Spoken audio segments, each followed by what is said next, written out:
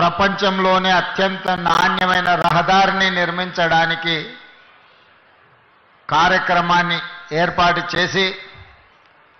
సభాధ్యక్షత వహించిన మిత్రులు ఐటీ మరియు పరిశ్రమల శాఖ మంత్రివర్యులు దుద్దిల్ల శ్రీధర్ బాబు గారు, ఈ కార్యక్రమంలో నాతో పాటు ముఖ్య అతిథులుగా విచ్చేసిన మిత్రులు ఉప ముఖ్యమంత్రి వర్యులు బట్టి విక్రమార్క గారు, అదేవిధంగా ఈ కార్యక్రమంలో పాల్గొన్న సహచర మంత్రివర్గ సభ్యులు అడ్లూరి లక్ష్మణ్ గారు, ఇబ్రహీంపట్నం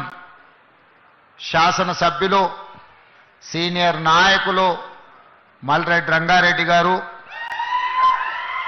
ఈ కార్యక్రమాన్ని ఏర్పాటు చేయడంలో క్రియాశీలక పాత్ర పోషించిన మీ అభిమాన నాయకుడు